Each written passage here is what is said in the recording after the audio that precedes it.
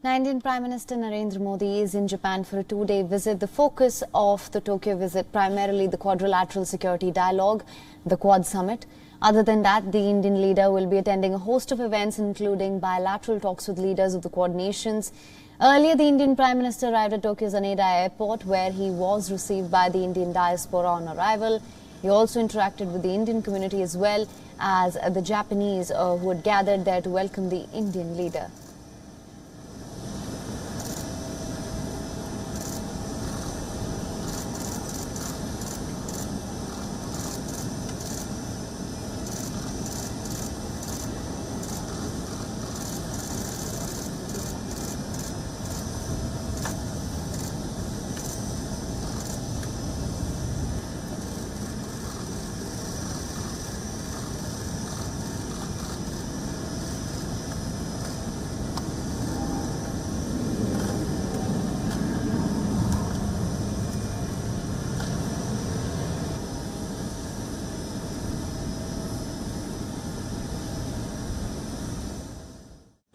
Wow.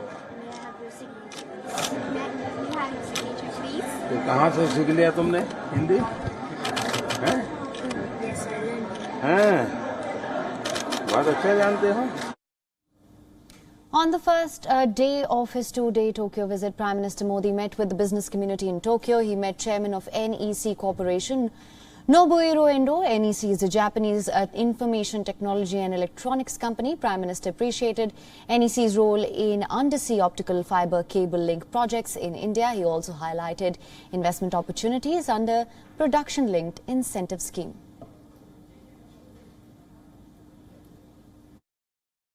He has quite a strong intention to develop and enhance the DX capability in India in order to improve the DX capability in India. So we are very happy to contribute to those areas.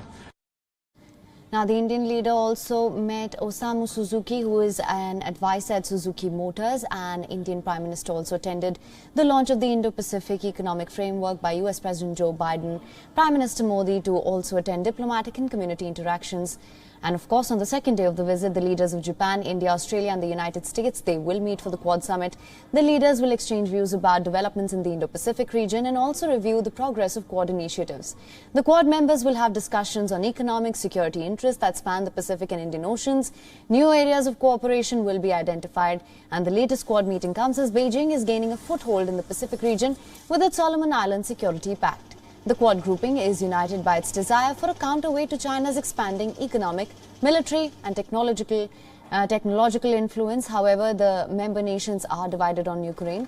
Despite differences over Russia's invasion of Ukraine, the leaders of Japan, India, Australia and the United States, they're seeking a common ground on countering China. On the sidelines of the summit, Prime Minister Modi will also hold bilateral meetings with US President Joe Biden, Japanese Prime Minister Fumio Kishida and his Australian counterpart. In the meeting with US President Joe Biden, the leaders are expected to review the India-US strategic partnership.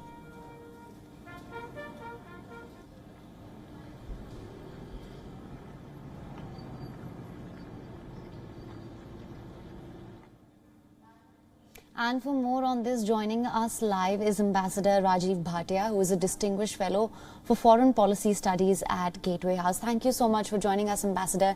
My first question to you, how do you assess India's position at the Quad meeting, and what are your big expectations from the Quad summit? India has a very special position in the Quad framework.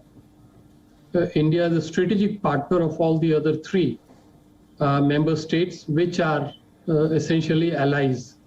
So that makes India's position unique. But also India's role and position in the geography of the Indo-Pacific. We are very much an eminent player in the Indo-Pacific region, and we also are wedded to the policy of strategic autonomy, or the approach of strategic autonomy, that is, we decide things for ourselves. So it is in this light, tackling the second part of the question, expectations. Fundamentally, I would hope that the Quad will now be focusing on delivery.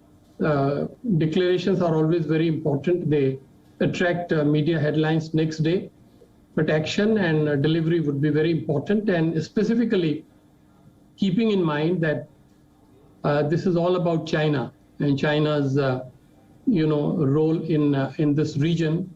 So the Quad has to come back from other preoccupations and focus on the central theme of this theater, which is the formidable challenge that China presents to the free world, to the democracy world, Right. to the rest of Asia. Right. Also, Ambassador, when we talk about action and declaration, what sort of plan of action here could we be looking at when it comes to countering China's growing assertion in the Indo-Pacific?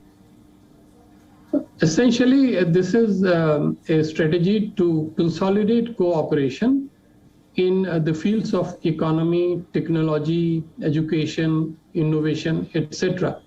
Already, Quad began with the original 3 areas focused on vaccine partnership, climate change, and then they moved on to newer areas as well. One of the 3 earlier was new and emerging technologies, and now they are focused on higher education and infrastructure cooperation and a bit of blue economy as well.